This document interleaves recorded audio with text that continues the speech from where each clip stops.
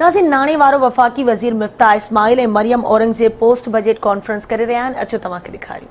तो इसका मतलब है कि 500 अरब रुपए का ये सर्कुलर डेट जो होता है ये पावर सेक्टर लॉसेज होते हैं, इसको हम सर्कुलर डेट कहते हैं। एक्चुअली ये पावर सेक्टर डेट्स हैं, तो ये भी हमने देने हैं।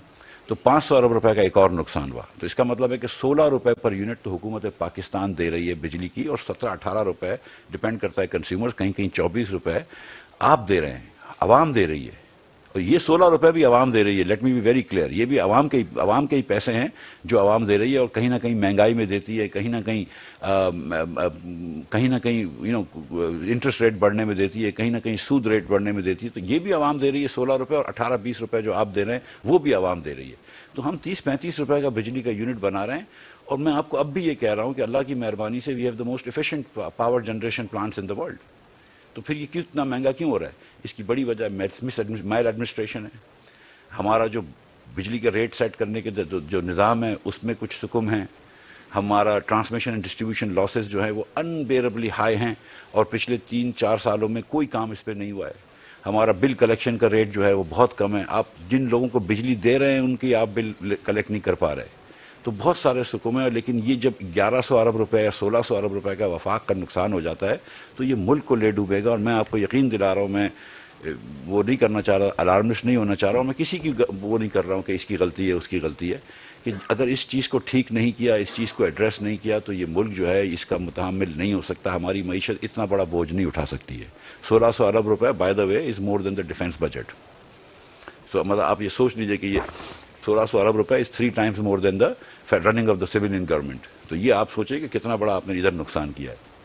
फिर आते हैं हम गैस के शोबे में। गैस के शोबे में भी तकरीबन 400 अरब रुपए की सब्सिडी रवा माली साल में दी गई है, जिसमें पीएम पैकेज भी है। हम जो गैस दे रहे हैं वहाँ पे ये 400 अरब रुपए तो एक नुकसान हो गया। जो नुकसान नहीं नज़र आ रहा है ये कि 1400 अरब रुपए का आपने गैस में सर्कुलर डेट कर दिया। 200 अरब रुपए का नुकसान पिछले 2 सालों में SNGPL ने सिर्फ सर्दियों में करा है, जब आपने LNG को डोमेस्टिक गैस में बेचा है। अब आप $20 की गैस लेकर $2 में बेच रहे हैं या $1 में बेच रहे हैं, तो वो मुल्क ये कहाँ से लाएगा पैसे? हम अपने आप को ही सब्सिडी दे रहे होते हैं ना। जब हम पेट्रोल में भी सब्सिडी दे रहे होते हैं, डीजल में भी सब्सिडी दे रहे होते हैं, तो अपने आप को ही दे रहे होते हैं। हम पाकिस्तान का ही पैसा है जो हम पाकिस्तानियों को दे रहे होते हैं, कोई और कहीं से नहीं आते पैसे। और फिर आप किन को सब्सिडी दे रहे हैं? हमने पहले भी गुजारिश करी है कि आप देख लीजिए कि प्रोफाइल जो पेट्रोल इस्तेमाल करता है वो कौन है, और जो सब्सिडी दे रहा होता है उसकी प्रोफाइल देख लीजिए। सब्सिडी एक पाकिस्तान का औसतन इनकम वाला आदमी दे रहा होता है, जिसकी इनकम 50,000 रुपये महीने से कम होती है, ये सब्सिडी दे रहा होता है। जो पेट्रोल की सब्सिडी ले रहा होता है वो उसकी इनकम जो है वो लाखों रुपए में होती है एवरेज पे। कोई कम भी होती है, कोई ज़्यादा भी होती है, लेकिन एवरेज पे। इसी तरह जो बिजली के अलावा मतलब जो गैस की आप सब्सिडी दे रहे हैं दीगर इंडस्ट्रीज़ को वगैरह, तो आप उनको भी देख लीजिए कि मैं ये नहीं कह रहा हूँ कि हम किसी को भी रीजनली नॉन कंपैरेटिव टैरिफ देना चाहिए। जिसको हमने मिल कहा है कि आप लगाएं, और उनको पिछली हुकूमत ने गो के वादा किया हो।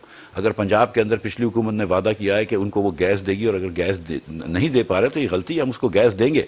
किसी की फैक्ट्री को बंद नहीं करने देंगे, क्योंकि इससे रोज़गार आता है, इससे एक्सपोर्ट्स आता है, ये बात क्लियर है।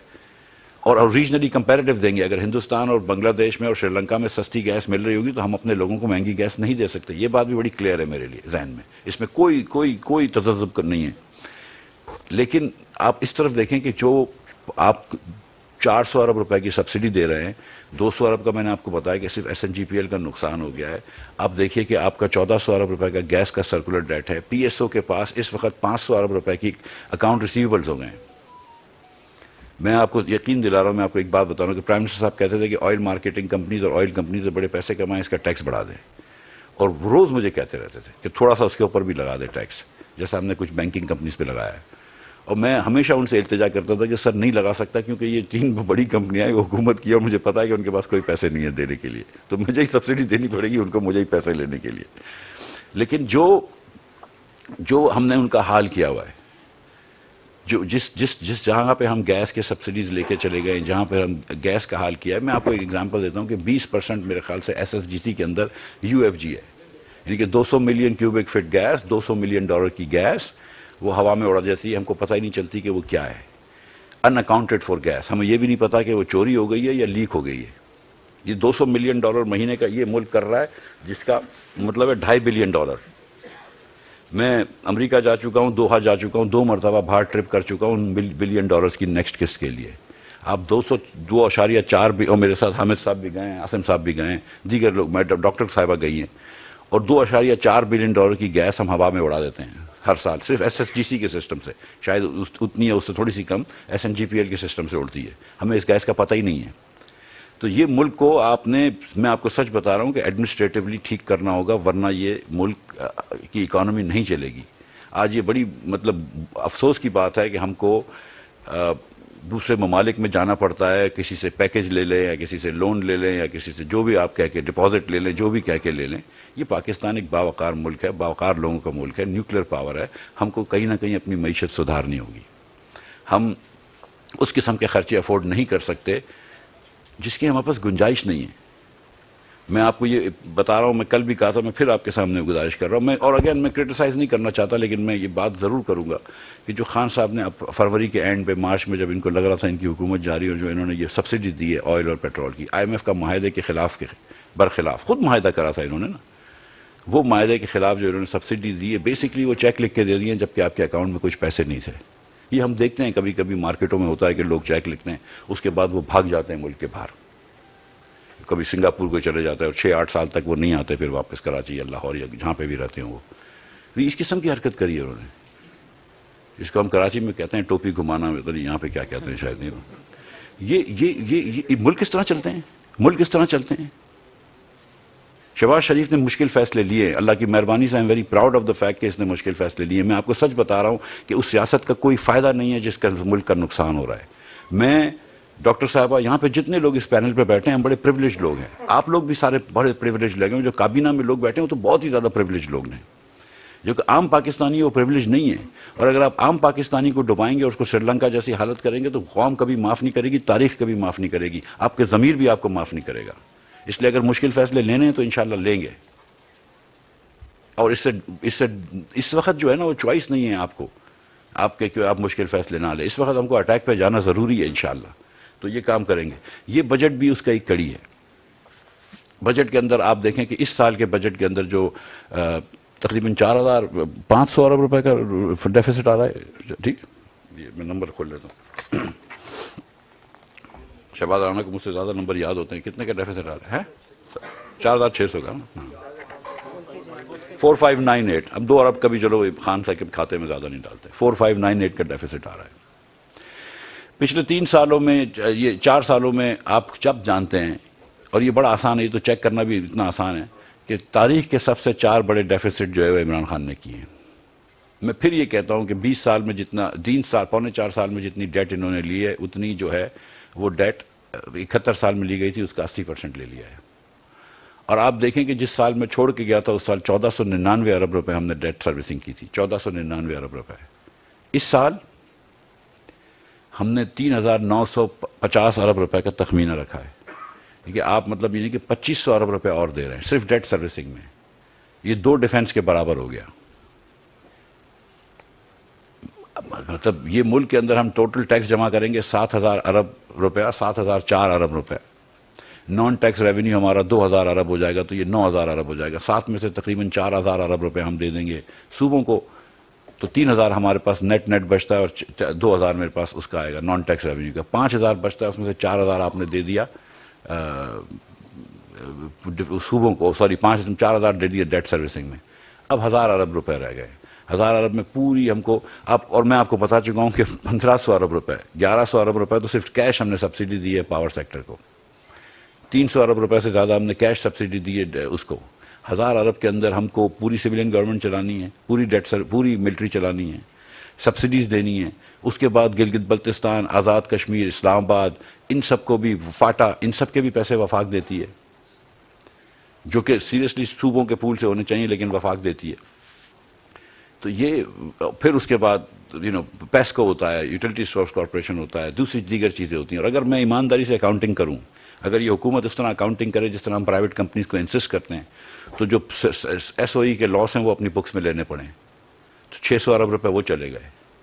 फिर जो सर्कुलर डेट है वो भी अपने बुक में लेने पड़े, तो 1,000 अरब रुपए गैस और पावर के मिला के वो चले गए। तो पहले दिन -600 पे हम आते हैं। यहाँ से ये मुल्क को हम मिलाए, यहाँ से हम इस मुल्क को लेकर चलेंगे। ये मुल्क के अंदर मैं अब भी यकीन से कहता हूँ कि जितने वसाइल हैं इसके अंदर, हमने इसका 5% भी इस्तेमाल नहीं किया। अगर आप देखें कि अगर हिंदुस्तान बांग्लादेश इतने आगे हो सकते हैं, अगर हिंदुस्तान के पास 600 अरब रुपए 600 अरब डॉलर का वो हो सकता है फॉरेन एक्सचेंज रिजर्व, तो क्या वजह है पाकिस्तान पर नहीं हो सकता? हम तो 90s के अंदर तो उनसे आगे होते थे, हर साल हमारी ग्रोथ ज़्यादा होती थी, हमारी मैनेजमेंट अच्छी होती थी। क्या वजह है कि बांग्लादेश से हम आगे नहीं हो सकते? ईस्ट पाकिस्तान वेस्ट पाकिस्तान के अंदर तो वेस्ट पाकिस्तान की जीडीपी जो थी वो 40% पर कैपिटा ज़्यादा होती थी ईस्ट पाकिस्तान से। आप मतलब क्या वजह है कि हम मतलब इस नहज पे आ गए? मिसमैनेजमेंट है, और अब हम मैनेजमेंट करेंगे। मैं आपका भी साथ चाहता हूं कि अगर हम थोड़ी सी मुश्किल फैसले लें तो एक एक चीज़ पे हमको ना चिल्लाएं। थोड़ा सा आप ये भी समझें कि हम ये अगर पेट्रोल महंगा करते हैं तो घर पे पैसे लेके नहीं जा रहा हूं भाई, आपके कौम के ख़जाने में ही डाल रहा हूं, और आपका कौम का नुकसान का मुतामिल नहीं हो सकता। इस माली साल के अंदर इंशाअल्लाह ताला 7,000 अरब रुपए हम जमा करेंगे, 2,000 अरब रुपए हम जमा करेंगे, और उसके बाद अखराजात के अंदर हमने कोशिश करी है, अखराजात टोटल अखराजात सिर्फ 3% बढ़ रहे हैं, 9,500 में सिर्फ 3% बढ़ रहे हैं। और अगर मैं डेट सर्विसिंग को निकाल दूँ तो मैंने टोटल अखराजात कम रखे हैं, और उसकी एक बड़ी वजह यह कि हमने सब्सिडी काटी है। हमने पावर सेक्टर की सब्सिडी काटी है और गैस सेक्टर की सब्सिडी काटी है। अब अगर पावर सेक्टर और गैस सेक्टर को हम सब्सिडी देंगे तो डेफिसिट बढ़ जाएगा, डेफिसिट बढ़ जाएगा तो इंटरेस्ट रेट बढ़ जाएगा, इंटरेस्ट रेट बढ़ जाएगा, महंगाई इधर आ जाएगी, मुझे बोरो करना पड़ेगा, और बोरो करना मुश्किल हो जाएगा। तो ये सब चीज़ें देखें। तो जब हम कोई चीज़ बढ़ाते हैं, अगर हम कोई टैक्स बढ़ाते हैं, अगर कोई बढ़ाते हैं, तो ये देखें कि उसकी क्या इम्प्लीकेशन है अगर ना करें तो। देखें, जो टैक्स मेजर्स हमने लिए हैं, मिसाल के तौर पर अगर इनकम टैक्स थोड़े से किसी के बढ़ाए हैं, सुपर टैक्स बढ़ाया, बैंकों से जिन्होंने बैंक जो ADR कम करते हैं, एडवांस टू डिपॉजिट, ये आप लोगों को सब पता है, लेकिन अब पब्लिक के उसके लिए कह दूं कि बैंकों की आमदन के 2-3 जराए होते हैं। एक तो ये होता है कि वो गवर्नमेंट की सिक्योरिटीज खरीदने, गवर्नमेंट को कर्ज देना शुरू करते हैं। गवर्नमेंट को कर्ज देते हैं तो उसके अंदर उनको इतनी मेहनत नहीं करनी पड़ती है, और कोई गवर्नमेंट तो ज़ाहिर है डिफॉल्ट नहीं करती है, तो वो आसानी से पैसे कमा सकते हैं। और दूसरा ये कि वो हम चाहते हैं कि वो छोटे ताजिरों को दें, किसानों को दें, बिजनेसेस को दें, जिससे कि मुल्क में नौकरियां पैदा होती हैं। बैंकों को अगर वो दे रहे हैं किसानों को, छोटे ताजिरों को, बिजनेसेस को, तो उनका टैक्स रेट कम होगा, और अगर वो नहीं दे रहे तो उनका टैक्स रेट ज्यादा होगा। तो ये ADR के हिसाब से हमने किया हुआ है। इससे मेरे ख्याल से ये इन्फ्लेशनरी टैक्स नहीं है। इसी तरह अगर हम दूसरी चीजों पर टैक्स ले रहे हैं तो वो इन्फ्लेशनरी टैक्स नहीं है। हाँ, अलबत्ता ये बात दुरुस्त है आपकी कि अगर जब PDL लगेगा तो PDL जो है वो तो इन्फ्लेशनरी टैक्स है। जी जी जी, मैं एक बात और गुजारिश करना चाहती हूँ। देखिए, इस बजट में हमने और उससे पहले हमने वो मेजर्स भी लिए जो POL की कंजम्पशन कम करें, जो इंपोर्ट को कंप्रेस करें। ये दोनों मेजर्स इन्फ्लेशन को कम करेंगे। हमने हो ये रहा था, जब सस्ता पेट्रोल दे रहे थे तो पेट्रोल की डिमांड आर्टिफिशियली 20% बढ़ गई थी, और वो पास ऑन हो रही थी, नजर आ रही थी इकॉनमी। अब जब हमने उसको टाइटन किया है, आप वो उसमें भी देखेंगे कमी, आप इसमें भी देखेंगे कि गवर्नमेंट की तरफ से कंजम्पशन कम है, इंपोर्ट कम है, तो ये एंटी इन्फ्लेशनरी, और जो बाकी के मेजर्स हैं उससे कमर्शियल एक्टिविटी वगैरह में भी कमी आएगी।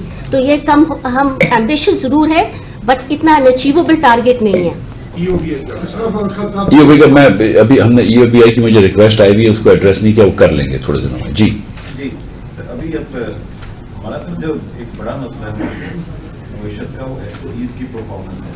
डिजिटली तो प्रोसीड आपने सिर्फ 96 रखी है, उसमें 2 प्रोजेक्ट तो रेडी टू सेल हैं, गवर्नमेंट का डिजायर दिल्ली के, उसमें बहुत कम ही किया, प्रोग्राम बंद हो गया। आइंदा से हमारे हुकूमत के साथ ज़्यादा लंबा प्रॉब्लम नहीं है तो हैंडल करने का।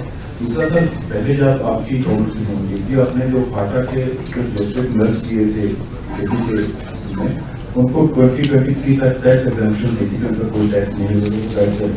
अभी इस बजट में उनको स्टैट्यूटरी लगा दी गई है।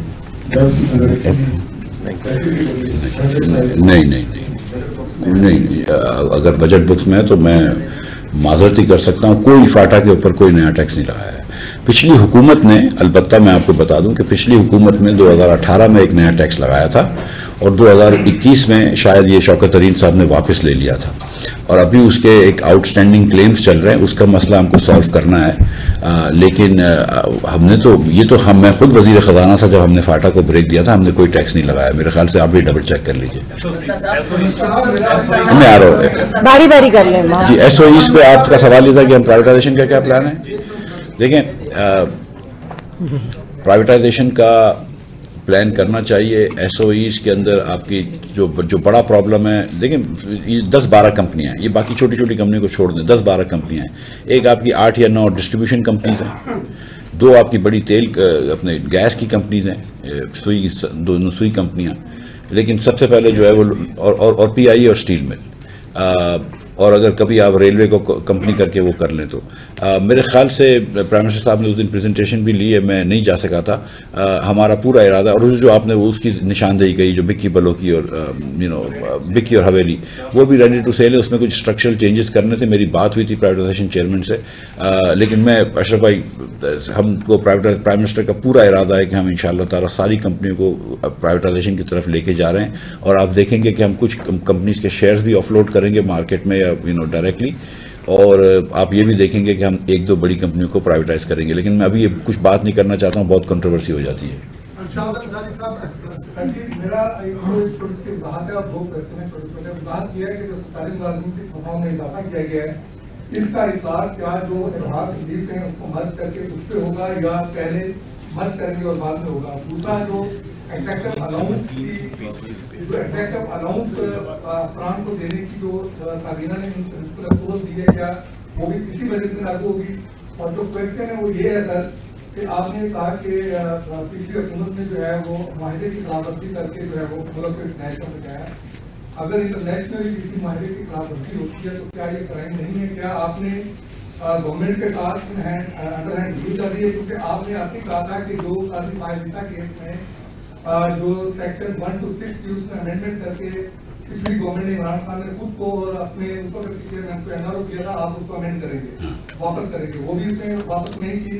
और दूसरा ये कि जो माहिदा किया इसकी भी वायलेशन की है, अगर वायलेशन किया और मुल्क की महज तक पहुंचाया है, आप उनको ये बताने के लिए तो नहीं बैठे ना कि उन्होंने वायलेशन की है। अगर वायलेशन की है तो इदारे आपके पास हैं, आप उनके खिलाफ कार्रवाई करें। जी, उस दिन भी गालिबन ये बात हुई थी तो मैंने आपसे कहा था कि देखें, मेरा कॉन्सेप्ट जो है वो, मेरी प्रायोरिटी ये नहीं है कि मैं पिछली हुकूमत के खिलाफ क्रिमिनल केसेस करूं। जो खान साहब ने जाके हमारे ऊपर केसेस करे थे उसी में 4 साल बिगाड़ दिया और मुल्क को इस नहज पे ले आया। अगर आज मुल्क का जो बिगाड़ हुआ है उसमें एक बड़ी वजह ये नहीं है कि खान साहब जनरली नाअहल थे, उसकी एक बड़ी वजह ये भी है, वो तो है ही कि वो नाअहल थे, खुद भी नाअहल थे, टीम भी उनकी नाअहल थी, और उसके अंदर ये भी मुझे पता है कि खुद के अंदर भी बहुत लोग इन्वॉल्व थे। कभी यहाँ हमने सबने हीरे की बात सुन ली है, हम सब ने रावलपिंडी रिंग रोड में क्या हुआ है उसकी बात सुन ली है, हम सब ने सुन लिया है कि 48 रुपए की चीनी बेच के 96 रुपए की चीनी आई है, हम सब ने सुन लिया है कि किस तरह तहाइफ दिए जाते थे, अब तहाइफ का नाम दिया जाता है रिश्वत को। ये सारी बातें हम सब हमारे सामने। लेकिन अगर वजीर खजाना की हैसियत से अपने काम छोड़ के अपना इमरान खान के पीछे लग जाऊं उसको प्रोसिक्यूशन करने में, तो फिर अपना काम कौन करेगा? तो ये एक ठीक है, हुकूमत के कुछ इदारे होने चाहिए जो ये करते हैं, आपकी बात दुरुस्त है। वो जो आपकी बात है वो एकदम बात वाली वतन वाली बात है, वो अगर रह गई है तो उसको, मैंने कह दिया था, वो रह गई है तो उसको अमेंड कर लेंगे। ये जो प्रोसिक्यूशन प्रोसीडिंग जो क्लॉज था, ये जिस ऑर्डिनेंस के तहत आया था वो लैप्स हो गया, तो इसलिए ये दोबारा से रिवाइव हो गया। तो उसको अलहदा बजट में लाने की जरूरत नहीं थी। ठीक है, तो ये बात जी, तनख्वाह इजाफा जो है वो अभी मुझे क्लैरिफाई कर देता हूँ कि 2017 के पे स्केल पे लगी है, तो पहले वो तनख्वाह में लेगी, उसके बाद फिर वो मर्ज हो। ये हामिद साहब जवाब देंगे। 17 के बाद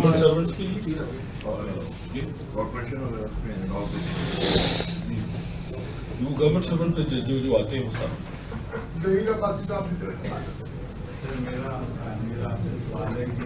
रही साहब जरा माइक करीब कर लें। सर, आपने जो भी बजट पेश किया है इसमें आपने क्या करें कि बजट है, और दूसरी तरफ ये है कि आपने जो पेट्रोलियम रेटिंग लगा रहे हैं, इसका भी कंसल्टेशन का बजट और पेट्रोलियम रेटिंग आप लगा रहे हैं, तो हमें ये बताएं कि ये ग्रोथ और इन्फ्लेशन का टारगेट क्या आपका रियलिस्टिक है? दूसरी चीज सर, मैं छोटी सी इसके साथ ये कहना, आप डेट सर्विसिंग की बात करते हैं, एसओईज की बात करते हैं, और जो आप फेडरल गवर्नमेंट के फिस्कल कंस्ट्रेंट की बात करते हैं, तो ये एनएफसी वार्ड जो साथ में हुआ था, ये आपके दौर में हुआ था सर, जो आपने किया आपकी गवर्नमेंट की, तो उसमें एक कंडीशन थी कि ये प्रोविंसेस जो है टैक्स जीडीपी रेशियो इंक्रीज करेंगे, वो आज के कितना ऐसा हो गया इंप्लीमेंट नहीं हुआ। तो डेट सर्विसिंग पे हमें नहीं पता कि डेट सर्विसिंग की बात बढ़ रही है, ये क्या ये नॉर्दर्न गवर्नमेंट ने दी थी उसकी वजह से बढ़ रही है, या ये जो बीडीआई गवर्नमेंट ने दी है उसकी वजह से बढ़ रही है? एसओईज का इश्यूज बहुत अच्छे से चल रहा है सर, किसी गवर्नमेंट ने, हर गवर्नमेंट आके ये कहती है, लेकिन किसी ने कोई कमर नहीं किया इस बात। देखिए, इससे फ़र्क नहीं पड़ता है कि PMLN ने लिया या PATI ने लिया या किसने लिया है, डेट सर्विसिंग तो हमें करनी पड़ रही है। लेकिन मैं ऐसे ही आपको बता देता हूँ कि मियाँ नवाज शरीफ 3 मरतबा वज़ीर आज़म रहे हैं, तकरीबन सब मिलाकर शायद 9 या 10 साल वज़ीर आज़म रहे हैं। जितनी मियाँ नवाज शरीफ ने अपने 9 या 10 साल में 3 अदवार में डेट ली, उससे डबल इमरान खान ने 3.25 साल में डेट ले ली, उससे डबल, शायद डबल से थोड़ी सी ज्यादा। तो ये बात पहले रिकॉर्ड पे होनी चाहिए कि नवाज शरीफ से डबल डेट इमरान खान ने बढ़ाई और नवाज शरीफ 10 साल वज़ीर आज़म रहे तो इमरान खान 3.25 साल रहा जितनों ने लिया आज तक है। और ये बात जो मरियम बाजी भी मुझे याद दिला रही है कि जितनों ने, लियाकत अली खान, ख्वाजा नाज़िमुद्दीन और जितने मोहम्मद अली बोगरा, चौधरी इस्माइल इकबाल चुंदरीगर, जितने वज़राए आज़म आए पाकिस्तान के अंदर, उसके अंदर आप फौजी वो भी देख लें, सदूर, अयूब खान, याया खान, जनरल जिया, मुशर्रफ साहब, दूसरे जो प्राइम मिनिस्टर्स थे उनके नीचे मोहम्मद खान जुनेजो, जफरुल्लाह जमाली, शौकत अजीज, जितने वज़राए आज़म आए, आखिर में फिर नवाज शरीफ, बेनज़ीर भुट्टो साहिबा, जुल्फ़िकार अली भुट्टो, शाहिद खाकान अब्बासी और नासिरुल मुल्क, और उससे पहले मुइन अफजल जो कि केयर टेकर था, उन सब, राजा परवेज अशरफ और यूसुफ रजा गिलानी, उन सबको गिनने, और 15 दिन के लिए वो भी आए थे जो बलक शेर मज़ारी, उन सबको जितना डेट लिया उसका 80% डेट इमरान खान ने लिया। ये याद रखिएगा आप। तो अगर इमरान खान आइंदा कभी बोले ना कि मैंने डेट में कम उधार कम करने आया हूं, तो इससे पूछेगा कि ये पैसे कहां से आएंगे। जी देखिए, ग्रोथ और इन्फ्लेशन भी बिल्कुल टारगेट्स हैं हमारे, बिल्कुल हमारे टारगेट है। लेकिन पहला टारगेट हमारा जो है वो फिस्कल कंसोलिडेशन है। पहला टारगेट हमारा जो है वो मुल्क को ऐसी नहज से हटाना है जहां पे इमरान खान छोड़ के गया है। पहला टारगेट हमारा ये है कि हम श्रीलंका तक ना चले जाएं। हमको पहला टारगेट अपने मुल्क के फाइनेंस को बचाना है। दूसरा टारगेट हमारा जो है वो हमारे अवाम को, गरीब अवाम को रिलीफ देनी है जब हम मुश्किल फैसले कर रहे हैं। जो वज़ीर आज़म पाकिस्तान ने सस्ता पेट्रोल और डीजल स्कीम निकाली है, जिसके तहत 786 में एक मरतबा ये बता दूं फिर से, ताकि जिनको फ़ोन करना है वो कर लें, मैसेज करना है वो कर लें। 786 पे जो हम को नंबर्स भेज सकते हैं, जो हमारी बहनें 786 पे जो नंबर भेज सकते हैं, अपने आइडेंटिटी कार्ड का नंबर भेज सकते हैं, CNIC कार्ड का आप भेजें। अगर आपकी इनकम 40,000 से कम है और अगर आप NSP या NSPR के सर्वे में हैं तो हम आपको फ़ौरन इंशाअल्लाह ताला इसी महीने के अंदर, जून के महीने में 2,000 देंगे। और एक मरतबा आप रजिस्टर हो गए तो अगले सारे साल 2,000 मिलते रहेंगे। और जो बिस्प की ख़वातीन रेसिपिएंट्स हैं उनको तो इसके अलावा मिल ही जाएगा 2,000 रुपये। तो हमने ये गरीबों की जहाँ पर हम कर सकते हैं कोशिश की है। हम सारा साल इंशाअल्लाह ताला आपको यूटिलिटी स्टोर्स कॉरपोरेशन के अंदर सस्ता आटा और सस्ती चीनी बेचते रहेंगे। और मुझे पता है कि मेरे भाई हमजा ने पंजाब में भी ये प्रोग्राम किया है सस्ते आटे का। और मैं फिर भी रिक्वेस्ट करता हूँ बाकी तीनों वज़रा से, वो भी मेरे भाई हैं, मुराद अली शाह हुए, महमूद खान साहब हुए, कुद्दूस बसिंजो साहब हुए, कि वो भी सस्ता आटा और सस्ती चीनी के ऊपर तवज्जो दें। जी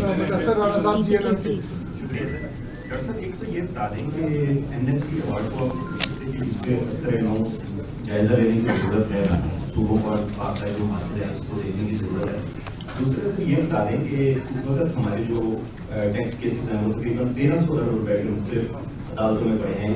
कुछ इतलात ये हैं कि IMF की जानिब से इस पर खासी बहस की गई है और ये मुतालबा किया गया है कि ये फौरी तौर पर इन केसेस को जो है ना वो या तो रिकवरी में आए या फिर केसेस को खत्म किया जाए। ये जो केसेस की बात है, इस पे मैं कह दूं कि जो हमने कल एक चीज़ की है वो बड़ी मेरे ख्याल से सिग्निफिकेंट है। ये शायद आप लोग अंडर रिपोर्ट कर रहे हैं। जो ADRC का हमने किया है, अभी तक ये था कि जो अमला डिसाइड करता था कि कौन इसका ADRC का हेड होगा। अब हमने कहा है कि FBR एक सेलेक्ट करेगा, एक सेलेक्ट जो बिजनेसमैन है वो डिस्प्यूट वाला करेगा, और वो दोनों जो रेफरीज हैं वो मिलकर एक तीसरा रेफरी जिसको अंपायर बोलते हैं वो चूज करेगा। और जो 2 लोग फैसला करेंगे वो फैसला माना जाएगा। That's a very significant change in dispute resolution. Number 2, हम ये कह रहे हैं कि जितने केसेस हैं, ये मेरी ऑफर है तमाम बिजनेसमैन को, पाकिस्तान के तमाम इंस्टीट्यूशंस को, कि जितने केसेस आपके FBR के अंदर हैं, आपके कोर्ट में हैं, अगर आप वो केस वापस लेना चाहते हैं, हम भी रेडी हैं केस वापस लेने के लिए। आइए ADRC में बैठते हैं, 2-3 महीने में रिजॉल्व करते हैं। तो ये हमने खुद रिजॉल्व करने हैं। और मैं आपको सच बताऊं कि ये मैं FBR के रेवेन्यू के लिए भी रिजॉल्व नहीं करना चाहता हूं। अगर उनका किसी बिजनेसमैन का लेजिटिमेट हक है, हमारी से गलती है, तो हम उसको पैसे वापस देंगे। अगर हमारा हक है तो हमको पैसे मिल जाएं। और लेकिन ये रेवेन्यू मेजर नहीं है, ये ease of doing business major है कि ये आसानी हो जाए लोगों को।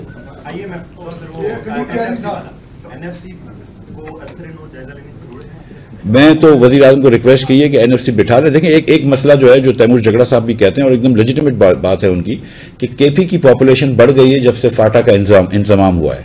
तो लेकिन उसको केपी की पॉपुलेशन को उसका रिफ्लेक्ट नहीं कर रहा है। तो अगर एक मरतबा बैठ जाए, 10 साल से आप नहीं बैठे हैं, मतलब बैठे हैं कुछ वो नहीं कर सके, एक मरतबा बैठ के बात कर ले। अगर नहीं करना तो यही पुराना फैसला चलता रहेगा, लेकिन अगर कुछ बात कर लें एक मरतबा तो ये सब भाई आपस में बैठ जाएं, क्या मसला है।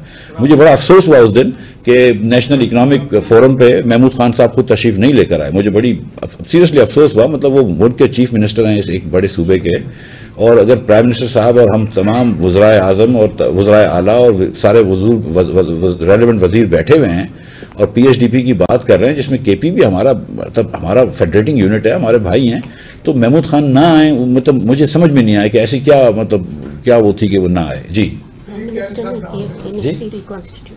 करने का था।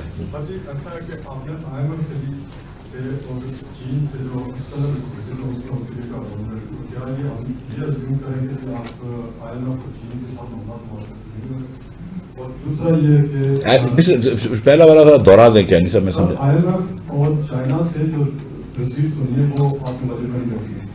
इस करंट ईयर में 490 बिलियन रखी थी, जो नेक्स्ट ईयर उसने कोई अमाउंट नहीं रखी। तो क्या ये अज्यूम किया जाए कि IMF का प्रोग्राम नहीं हो रहा, चाइना के साथ हमारे मामला सेटल नहीं हो रहे? दूसरा सर, आपके ख्याल में जो सारे आपने इकदाम किए हैं एक्सपेंडिचर के ऊपर और खासकर टैक्सों में और पीडीआर वगैरह में, आपने ये भी देखा कि जी आपके जो बीएसपी के उसके जो एलोकेशन है वो बढ़ रहे हैं। आपके ख्याल में अगले साल और कितने लोग होंगे जिनको आपको जीएसपी की उसमें स्केल बनाना पड़ेगा और उनको भी ये मेरी ख्वाहिश है कि जी तीसरा जो आपने पहले भी सवाल और आपने जवाब दिया, ये हालात इस किस्म की जस्टिफिकेशन देते हैं कि जो सरकारी अफसर उनके लिए अलाउंस की इतना बात किया जाए? जी मैं बात करता हूँ। मैं देखिए, मेरी तो ख्वाहिश है कि इस मुल्क में कोई भी बेस्ट रेसिपिएंट ना रहे, कि किसी को हम ज़रूरत ना पड़े कि हम उसको 2000 या 2500 रुपये या 3000 रुपये जो है वो माहाना उनको हम स्टाइपेंड दें। लेकिन इस वक्त मुल्क के अंदर 37% लोग ऐसे हैं जिनकी इनकम जो है वो 40 हज़ार रुपये है। और आप जानते हैं खलीक साहब कि इस महंगाई के दौर में ये पूरा करना बड़ा मुश्किल है। और ये वज़ीर आज़म, मैं आपको एक बात बताऊं सीरियसली, ये खुद ही comes from a privileged family, लेकिन he really has a social justice sense in his heart, much more so than I do. सारा दिन ये बात करते रहते हैं, मुझे अक्सर कहते रहते हैं कि मिफ्ता ये कर लो, देखो गरीब तुम्हें दुआएं देंगे, गरीब तुम्हें दुआएं देंगे, गरीब तुम्हें दुआएं देंगे, ये अक्सर बोलते रहते हैं। और इनके दिल में रियली गरीब का दिल धड़कता है। मतलब मैं आपको सच्ची बात बता रहा हूँ कि शहबाज शरीफ, मैं बहुत मुस्लिम लीगर्स को जानता हूँ कि शहबाज शरीफ सचमुच ये सोचता रहता है, हर मेजर पे ये सोचता रहता है कि गरीब के लिए क्या होगा। और ये जो पेट्रोल डीजल स्कीम थी, मैं आपको कह रहा था कि मैंने रेजिस्ट किया, मैं झूठ नहीं बोलूंगा आपको, मैंने रेजिस्ट किया। मैं कहा सर वन टाइम कर लें या क्वार्टरली कर लें। और मैं शुरू हुआ था कि 600 रुपये महीने से कर लें, मैं सीरियसली बता रहा हूँ आपको। और मैंने कोई हिसाब लगाया था कि 25 रुपये पर लीटर अगर एक आदमी को लग रहा है और 25 लीटर ले रहा है तो 625 रुपये बनता है, तो मैं कहा 600 रुपये राउंड करके कर लेते हैं। वो वहाँ 3000 पे शुरू हुए, फिर हमने 2000 पे वो किया। तो Shehbaz Sharif really wants to help the poor and he understands, I think because he is been in politics for all these many years. तो इनका इतना लोगों से इंटरेक्शन होता है कि इनको पता है कि किस तरह वो होता है। जब मैं उस दिन बिजली की बात कर रहा था, मैं आपको एक सीरियसली किस्सा सुना। बिजली की बात कर रहा था हम लाहौर से निकले, मैं और शहबाज शरीफ साहब उनकी गाड़ी में, तो ट्रैफिक रोकी हुई थी। तो शहबाज शरीफ साहब बड़े नाराज़ हुए कि ट्रैफिक रुकी हुई है। उन्होंने तो कोई बात हुई थी कि 30 सेकंड से ज़्यादा किसी को नहीं रोकोगे, तो वो इनके जो सेक्रेटरी था वो कह रहा था 30 सेकंड ही रुकी हुई है। लेकिन गाड़ियों की लाइन देख के हमको लग रहा था कि 30 सेकंड से ज़्यादा रुकी हुई है। वो फिर भी आर्ग्यूमेंट कर रहा था। उन्होंने कहा नहीं यार ये ना करो। और फिर मुझे इन्होंने कहा कि मिफ्ता देखो गर्मी कितनी है, आप लोड शेडिंग ख़त्म करें, 0 पर ले आए। मैं शहबाज शरीफ को, मैं उस वक्त तो मैं कहा जी सर, लेकिन फिर मैं उनके पास गया हूँ। मैं कहा मैं सर, ये जो पीटीआई के हमारे भाई हैं जिन्होंने नहीं खरीदा एलएनजी वक्त पे, जिन्होंने दूसरी चीज़ें नहीं खरीदी और अब मुझे स्पॉट पे मजबूर कर रहे हैं खरीदने पे, वो इतने महंगे हैं कि मैं अफोर्ड नहीं कर सकता हूँ 0 लोड शेडिंग। और जून के अंदर, वैसे मैं आपको बता दूं, ये बात भी क्लियर हो जाए कि जून के अंदर तो आपके पास, अगर आपके पास हर किस्म का ईंधन होता फिर भी लोड शेडिंग होती, क्योंकि आपके पास नामुकम्मल था जो कैपेसिटी थी। ये लोगों को एक गलत गलत बयानिए पे खान साहब करते रहे हैं कि पाकिस्तान में ओवर कैपेसिटी है। जून के महीने में 28,000 मेगावाट की डिमांड थी और हम उस दिन बेस लोड 13,000 का था, हम 19,000 बना रहे थे। और अगर हर चीज़ चला लेते 21,000 बनाते। आज हम वो पावर प्लांट चला रहे हैं जाम शहरों के अंदर जिससे 59 रुपये कॉस्ट आ रही है पर यूनिट, फर्नेस ऑयल के चलाने से 59 रुपये कॉस्ट आ रही है। उसके बावजूद भी ये लोड शेडिंग इसलिए हो रही है कि नामुकम्मल है। अगर वो त्रिमू का प्लांट जो कि 2 साल पहले आ चुका था पाकिस्तान में, उसको मुकम्मल ना करने की कोई सेंस नहीं है। आपने पैसे तो दे ही दिए, 2 साल पहले अगर वो मुकम्मल हो जाता तो आज उधर वो 1.5 साल से उसको गैस नहीं दी है। और हवेली बहादुर के पास जो लगा हुआ है वो अगर चल रहा होता, सीमेंस का 61.6% एफिशिएंसी में दुनिया का एफिशिएंट तरीन प्लांट है, वो आपने नहीं चलाया। करोड़ हाइड्रो पावर प्रोजेक्ट मुकम्मल हो जाना था, वो नहीं हुआ। थर के अंदर एक आध का कोल प्लांट था जो पाकिस्तानी कोल से चल रहा है, जिसमें फॉरेन एक्सचेंज इंजीनियर, वो भी मुकम्मल नहीं हुआ। अगर ये चीज़ें हो जाती हैं खान साहब, थोड़ा सा अगर हम लोगों को जेल में बंद करने के अलावा भी कोई काम कर लेते तो ये काम नहीं होता। सर अगर ये चीज़ हम कर लेते हैं जो हम करना चाह रहे हैं, जिसके अंदर structure of the economy change कर लेते हैं, जिसके अंदर अगर हम ज़रूरी पैदावार बढ़ाते हैं, अगर हम पहली मरतबा पाकिस्तान में सीरियस लेकर, मैं आपको सच बता रहा हूँ कि कल जो क्या नाम उसका यार, हमारे उसका जो मैंने का नाम बोला, अजमल साहब, अजमल का पूरा नाम क्या, राव अजमल को, मेरे बड़े भाई और राव अजमल की पुरानी दोस्ती है 15-20 साल की कितनी, तो राव अजमल को मैं भी काफ़ी अरसे से जानता हूँ। राव अजमल बड़े मुझसे नाराज़ थे, लेकिन कल मैं जब बजट देकर निकला हूँ तो राव अजमल ने मुझे एक लंबा हक किया है, गले मुझे लगाया और बहुत मुझे बोला कि यार इससे अच्छा बजट ज़राअत के लिए नहीं आया है। और इसमें भी मैं आपको बताऊं कि ये एग्रीकल्चर इंप्लीमेंट की ड्यूटी शहबाज शरीफ ने आखिरी 2 दिन के अंदर कम करवाई, मुझसे 0 करवाई। सीट्स का तो मुझे तारिक बशीर चीमा ने, इसको मैंने वादा किया था बहुत दिनों से कि मैं कर दूंगा। खुर्शीद शाह साहब जो हैं, वो, मैं और शहबाज शरीफ साहब एक दिन 1-1.5 घंटे तक हम लोगों ने इसके बारे में बात की है। और कुछ तो मेरे ऊपर कंपल्शन था कि इतना महंगा हो गया पाम ऑयल के, चलो मतलब आखिर में जाके ही हमको ईमान आया, लेकिन चलो कुफ्र टूटा खुदा करके बाहर इतना महंगा हो गया वेजिटेबल्स और अपने वेजिटेबल ऑयल के, हमको यहाँ पे अपने सुधार करना पड़ा। लेकिन मैं सचमुच ये बता रहा हूँ, ये 2-3 सालों के अंदर मेरी थिंकिंग इवॉल्व हुई है। मैं सच बता रहा हूँ आपको कि ये जो हम बार बार अमीर लोगों को पहले अमीर करके मुल्क चलाते हैं, और वो सिंसियर एफर्ट होती थी जिससे हम सोचते हैं कि ट्रिकल डाउन करेगा गरीब पे, ये नहीं काम आया है। हर मरतबा आप देखें कि हम करंट अकाउंट डेफिसिट में फंसे हुए हैं। 2008 के अंदर जब मुशर्रफ साहब छोड़ के गए थे तो करंट अकाउंट डेफिसिट 8.1% था जो पीपल्स पार्टी को मिली है। तो हर मरतबा फंसते हैं। तो इस बार एक नई चीज़ ट्राई करें, गरीब लोगों को अमीर करके देखते हैं, अल्लाह करे ये कामयाब हो जाएगा, नहीं हुआ तो फिर कोशिश करेंगे। इसमें क्या हो जाएगा, मतलब एक मरतबा अगर हम ज़राअत को बढ़ा देते हैं तो शायद वो उनको 4 पैसे मिल जाएं। तो मैं ये बात समझता हूँ कि 1-1.5 साल की तकलीफ है। और एक चीज़ जो हमने मुस्लिम लीग के ऊपर भी एक तारीख का कर्ज है, वो एक्सपोर्ट्स का है। हमने एक्सपोर्ट्स को उसमें हमको इतनी कामयाबी नहीं हुई, चाहे उसमें बहुत सारे अवामिल थे, चाहे उसमें ये भी बड़ा वो था कि 2015-16 के अंदर एक इंटरनेशनल रिसेशन था, दुनिया में एक्सपोर्ट भी कम हुई है। लेकिन इंशाअल्लाह ताला इस साल हम ये भी करके दिखाएंगे कि एक्सपोर्ट में भी हम तारीख रकम करेंगे और 35 बिलियन की एक्सपोर्ट करेंगे।